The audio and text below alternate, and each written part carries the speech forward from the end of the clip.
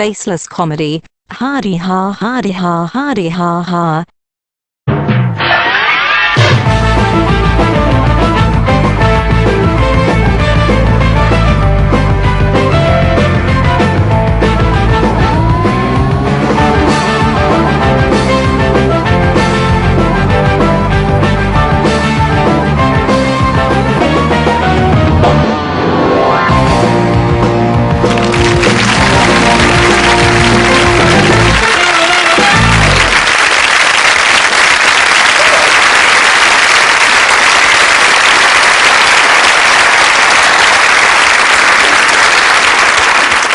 Good evening and welcome to Have I Got News For You, or You've Been Libelled, as it would be called if it were on LWT. In the news this week, drama outside the High Court as a Fleet Street photographer gets his tie caught in the window of a witness's taxi. Following England's qualification for the European Championships, retiring captain Brian Robson's spare kit is packed away.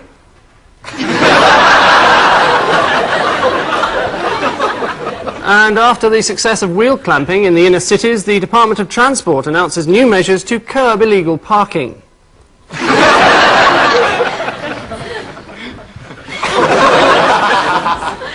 On Ian Hislop's team, a man who used to go under the name of Bing Hitler. That's until he came up with the absurd stage name of Craig Ferguson. Comedian Craig Ferguson.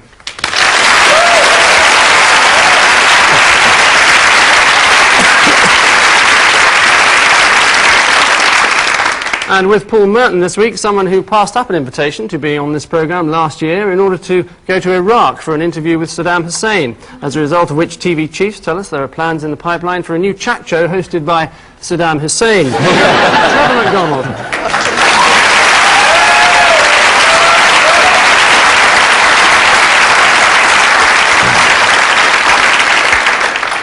So, being sticklers for old values, we're going to start with round one. Ian and Craig, who's upset about what here?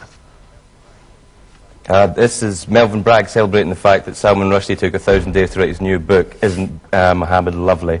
Now that's a protest. There was meant to be a protest this week protesting that Salman Rushdie had been sentenced to death by a foreign power, reasonable sort of thing, and the Foreign Office said, could you not rock the boat, because we've got a lot of delicate negotiations about arms sales. I mean, about hostage deals. It is to do. Good old FO. I wish this thing on Salman Rushdie was revoked, because he's staying in my back bedroom.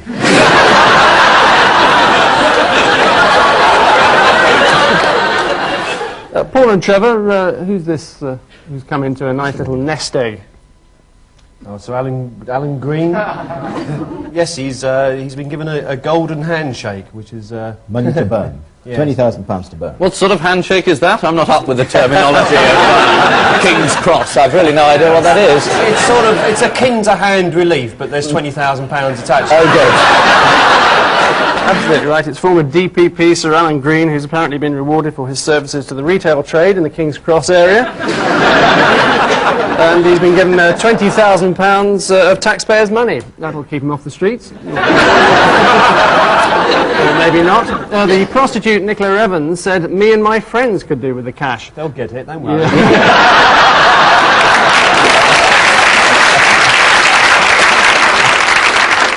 Christmas will come early. In addition, it... Unlike Sir Alan. Oh, dear. I'm glad I didn't say that. Can't believe he said that. Thank God he didn't. Ian and Craig. Now, who's in it up to their necks here? Oh, that's a curd. oh yes, so it is. And that's so is that. That's something that rhymes with curd. I can't see any bird there. What's it There was a concert in Kurd Aid, Kurd Aid. and it raised a huge amount of money, and the Kurds, for some unnamed reason, seem to want it. And have been saying all week, please, Mr. Archer, can we have our money, please? And we know he's a charitable fellow. I mean, if you're a prostitute hanging around a railway station, he'll come along with a brown envelope full of money. Allegedly. Yes. Yes, you're absolutely the right. Kurds started wearing sort of like small, tight dresses and lots of makeup. And finally in this round, Paul and Trevor, 2 points if you can identify this Russian Republic, but only if you can pronounce it without stumbling. Could it be Chechen Ingushetia. They've got very bad haircuts there. The pronunciation was impeccable, yes. What was it But again? the answer is wrong. A production of Guys and Dolls, by the way. An outdoor one. Yes, it's the people of tiny Chechen Ingushetia, or Ingushetia, depending on whether you come from Russia or Chechen Ingushetia, who this week declared their independence from Moscow and appointed their own president. The new regime is a rather curious mixture, being largely Islamic, but backed by the mafia, a situation hotly denied by their leader, Ayatollah Scarface. If they bump you off, they'll drop you into a river wearing concrete open-toed sandals. Which, a sobering thought, brings us neatly to the end of round one, at which point it's clear that, well, it's about as level as a score can be. Ian and Craig have 4, and Paul and Trevor have 4.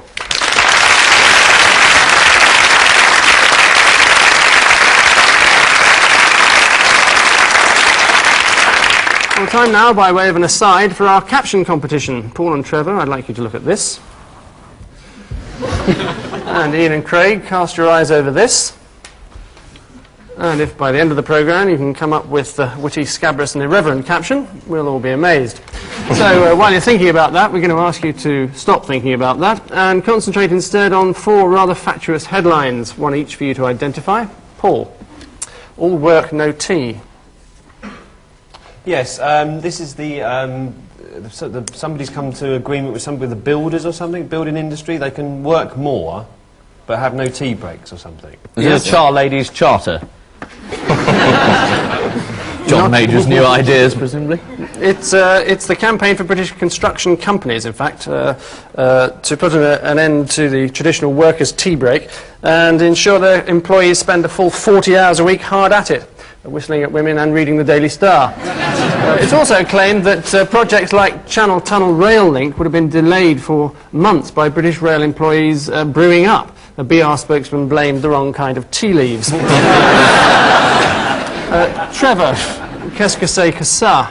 Or what is it that this is? Is this the story about this French guy who lives in this country under the single sort of European monetary union or whatever it is, and he got rather exasperated with the traffic jams and got out of his car and beat somebody up, and who happened to be his boss and who had employed him about 2 hours earlier or something. Yes. Which is a very, very bad policy. I mean. Not a good idea, really. No, not if you want to keep your job. It's a French confectionery executive, his name Alain Basseur, who was cut up by a motorist near York, whereupon he roared after the offender, kicked his car door in, grabbed him by the lapels and threatened to kill him.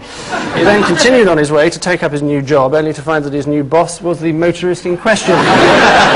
Showing a traditional British sense of fair play, his employer has allowed him to continue working for Rowntree's, but has given him a slightly new job. He'll now be painting all the Smarties by hand. Craig, keep dying, you're on video. A memo to the presentation staff of Sky TV, maybe. I know, the woman in New York whose husband was having a heart attack, and she videoed it while he was getting his death throes on the floor because he wanted to be on that Beatles About type show. Which, I always thought Beatles About was it was an unfinished title. It should have been Beatles About, a bout of clap, if you ask me. It's, allegedly. It's New York housewife Rose Langdon, whose immediate reaction when her husband Robert had a heart attack was to dive for the video camera and record it. Eventually an ambulance was called, but only by their son when he arrived home from school. Well, that's after he'd fixed the lighting gantry and checked the sound levels. And finally in this round, Ian, death threats for head who banned pigs in classroom. This was the headmaster of an all-Muslim school, or a 97% Muslim school, who decided that there couldn't be any more pictures of pigs on the wall. Yes. And he presumably received some death threats from... Salman Rushdie. I thought this was about teacher shortages and they've drafted in farmyard animals to take... Because I remember in my school we had a pig taught us technical drawing. They're not very good with the chalk on the blackboard. This was... Can't get the shapes. It's headmaster Don Abbey at Montgomery School in Birmingham, who has banned all references to the word pig in case Muslim pupils are offended. And the word pig is to be replaced by the word panda, as in Salman Rushdie's A Stinking Panda. This would make some nursery rhymes rather difficult. Old MacDonald had a panda, E-I-E-I-O, with a... With a hello Edward Heath here, a hello Edward Heath there. I just thought, if pig has to be changed to pandas, do police drive around in pig cars?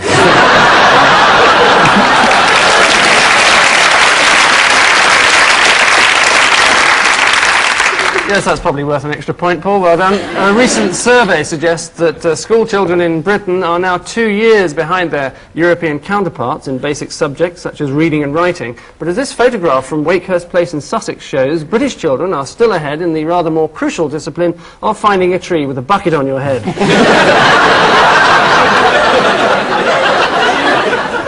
Which brings us mercifully to the end of that round, and it's plain for all to see that Ian and Craig now have a worryingly inferior 8, and Paul and Trevor have a reassuringly superior 9.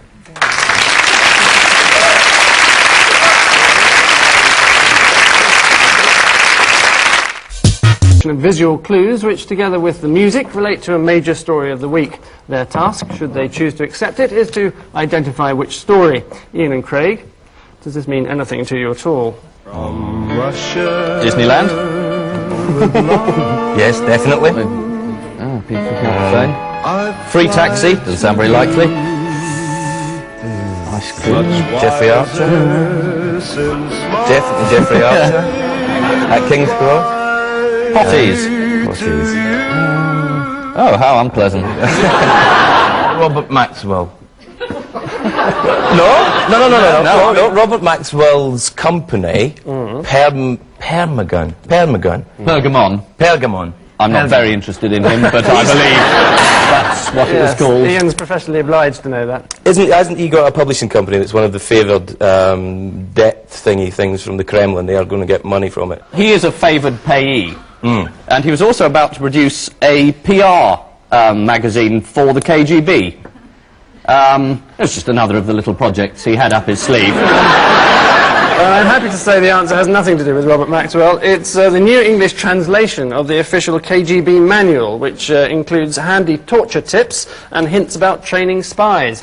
According to section 21 of the manual, spies frequently work as ice cream peddlers, hot dog salesmen and cabbies. You can normally spot the cabbies. They're the ones that say, oh, I'm not going south of the Iron Curtain this time of night.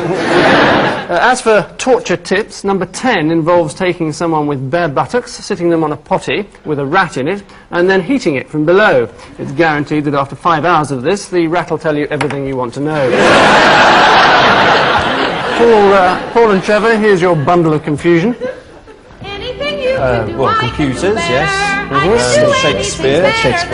No, you can't. Yes, I can. No, you can't. Yes, I can. No, you can't. Yes, I can. Word Yes, I processors, can. violins. It's Nigel Kennedy. Anything you can be, I can be greater. Sooner or later, I'm greater. Oh, Cinzano. You're not. Yes, I am. No, you're not. Yes, I am. No, you're not. Yes, That's I one of the am. Yes, that's I one of the am. shapes a pig can't draw. That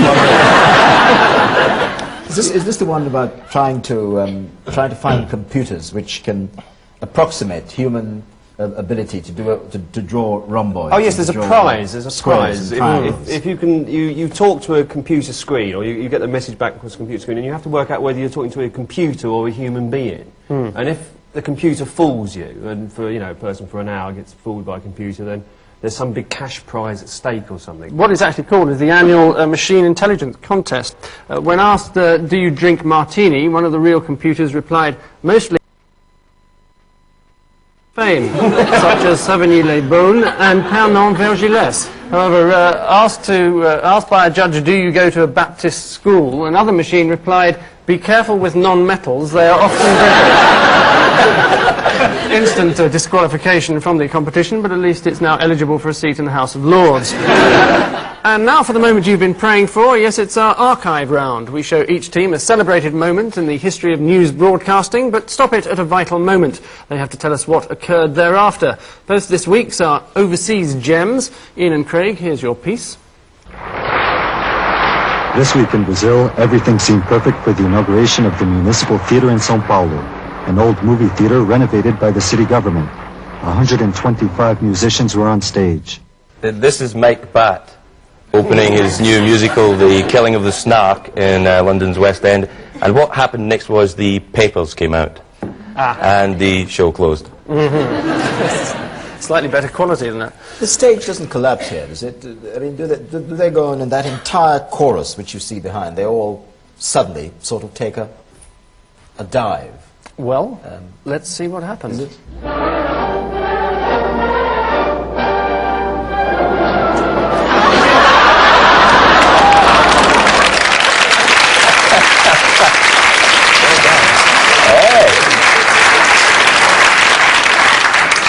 Yes, it was the Symphonic Orchestra of Sao Paulo in 1988 playing the Brazilian national anthem at the opening and indeed closing night of the Sao Paulo Municipal Theatre. Most people stand up for the national anthem, don't they? Paul and Trevor, an independence ceremony for you. 1 point if you can identify the country, another point if you can remember what happened next. The climax of the independence celebrations was a midnight ceremony in a specially built stadium.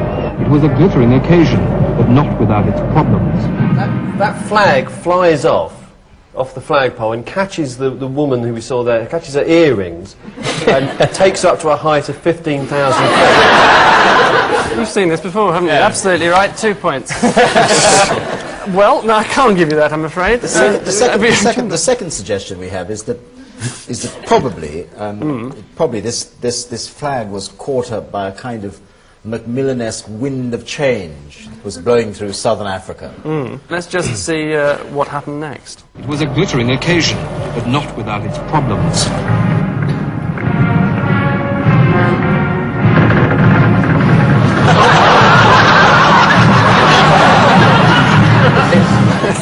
It all actually took place in the Ciskei in 1981, which I'll give you a point for because you were almost there. Not a real country, but an area of land which the South Africans fenced off, forbade anyone to step outside, and then gave independence to, in much the same way as prisoners are given complete freedom to wander around Wormwood Scrubs. And at the end of that short historical interlude, a look at the scoreboard tells us that Ian and Craig have a less than wholesome 8, and Paul and Trevor have a magnificent 14.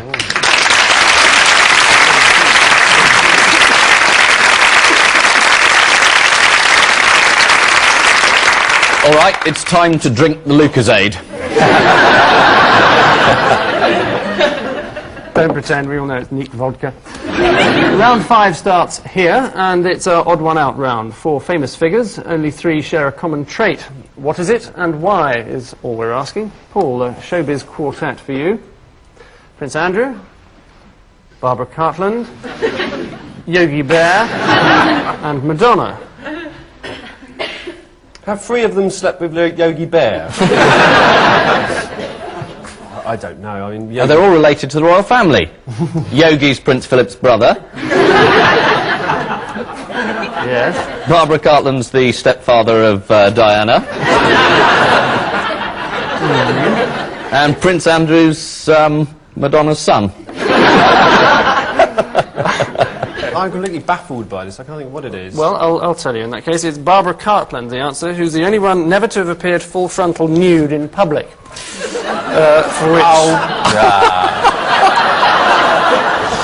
which I think we should all be extremely grateful, personally. Prince Andrew was centre spread in the sun with a crown over his genitals. Some people do anything for a couple of grand. Yogi Bear is a children's entertainer who always appears completely naked apart from a tie. Just as well he doesn't live in Rochdale. And Madonna posed nude for a girly mag in her early career, but has since seen the error of her ways and now just cavorts around with a see-through leotard simulating masturbation. And that's just when she's jogging in Hyde Park. Trevor? No, I think you're wrong here, because Barbara Cartland was Playgirl of the Month in December 1863.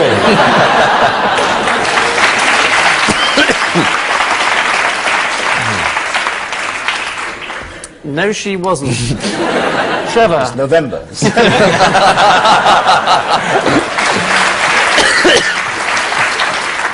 Kept our forces going in the Crimea. Can't knock her. Bless her little... You tried, you probably fall to bit. Trevor, a perfect blend of characters for you. Prince Andrew. Prince Andrew? Whoops. Prince Charles, Ronnie Cray, Alden Neaty. And Prince Andrew. And Brian Robson, Captain Marvel. Brian Robson doesn't want to play for England anymore. We haven't a clue. No, I can tell that. This is... Let me see. Now, how many of these people have appeared naked in public? This is an injury question, isn't it? Go on then. And Brian Robson's always injured, isn't he? Mm-hmm.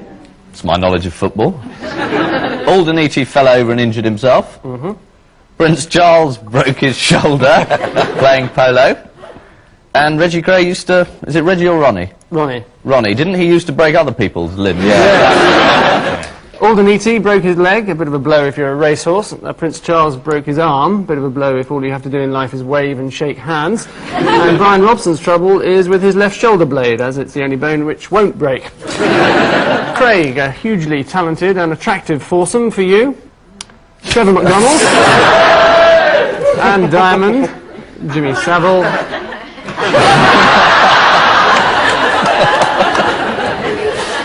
Can I confer with Trevor on that? It will do you no good. No, he hasn't any idea either. Just think back. Have you been to bed with any of those?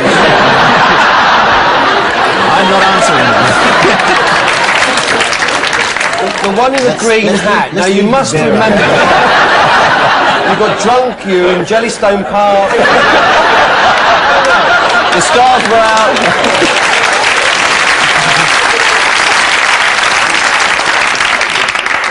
Shall I put you out of your misery? Long Trevor McDonald refuses to comment. Not guilty, Your Honour. Not guilty. It's Yogi Bear this time, as he's the only one never to have been voted Tie Man of the Year, which seems particularly harsh, as it's the only article of clothing he wears.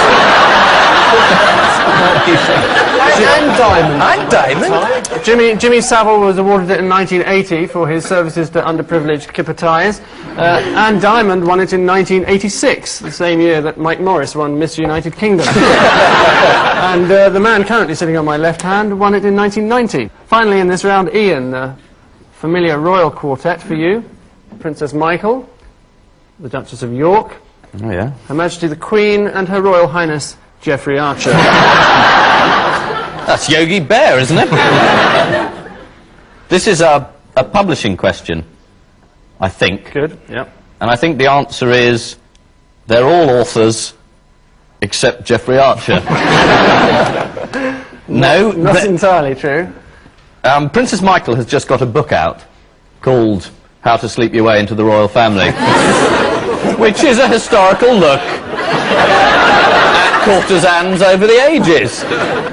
Princess Fergiana has got a book out called Budgie the Large Royalty. And Geoffrey Archer, I believe, has just produced a novel. Has he? No. It's a publishing story, but beyond that, it's not exactly right. The Queen is the answer, as she's the only one not to have been accused of plagiarism. Geoffrey Archer wrote a short story called A Twist in the Tail, the twist being that it wasn't his tail. The Duchess of York's Budgie the Helicopter bore close resemblance to another book, Hector the Helicopter, although she did promise to give all the £1 million proceeds to charity. In fact, she gave 10% to charity, which is a curious and mathematically rather imprecise interpretation of the word all. And she was probably taught maths by a pig. And Princess Michael, who in 1986 paid out thousands in compensation, was allegedly at it again this week. Princess Michael's defence was that she was only obeying orders. And at the end of that singular round, the consequence of it all is that Ian and Craig now have a hopeless 10, and Paul and Trevor have a thoroughly commendable 14.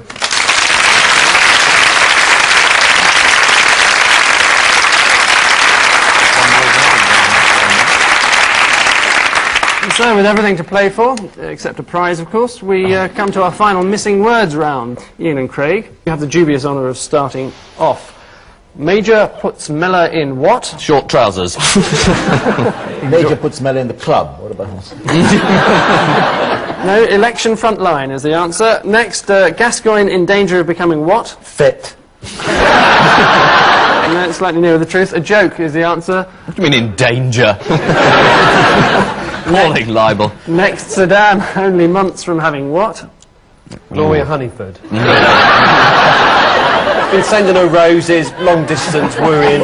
It's a bomb, this one, isn't it? From a nuclear bomb. It is a bomb, yes, I'll give you that. Next, Fowler and Tebbit may fight for what? Most washed up former Tory cabinet minister award. That's just gratuitous abuse, really. WBA championship? No, it's the European. Europe Post is the answer. That's good. And finally, Yeltsin brushes up his what? Russian.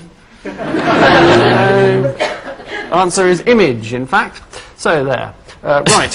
Well, Paul and Trevor, stand by. Here's yours. Heseltine is urged to buy what for nation? Hairnet.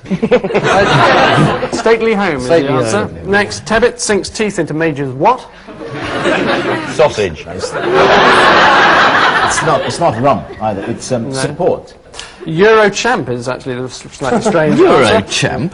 Next, Annika's big task is what? Telling her husband where she's been for the past couple of weeks. Who busting out of her jeans. I think she's already done that. No, the answer is a gas. Oh yes, she's selling gas on the telly, isn't she? You noticed? Incredibly dreary adverts. Yeah. Absolutely right. Next, Princess is struck by what? Meteorite. Resemblance of her book to a lot of other people's. You'd think so, but no, flu is actually the answer. And lastly, I'll still win what, vows Major? Derby. Not as such. Tie of the Year award. Well, it could be the big one is actually the answer. So at the end of that earth-shattering climax, I can inform you that this week's rotten apples are Ian and Craig with 11, and this week's perfect pair are Paul and Trevor with 17.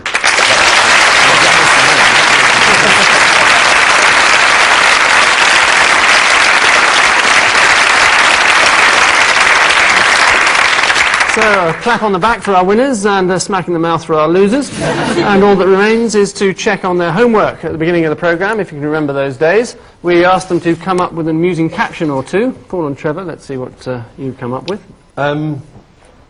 Bestiality court case latest. Surprise witnesses called.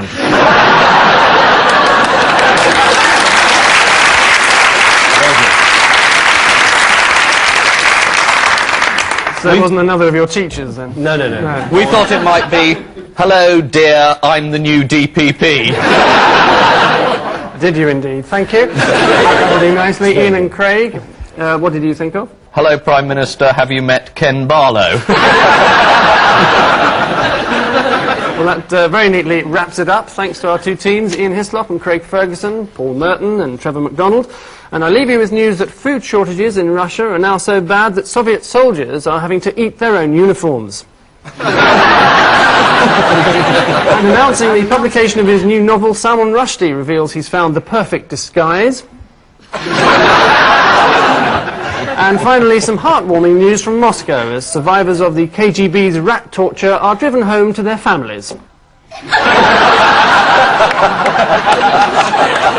Good night.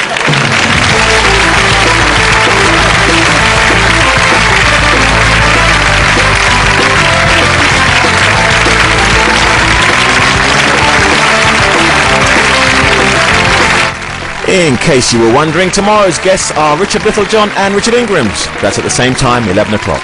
Next tonight, another baffling case from the Forensic Files.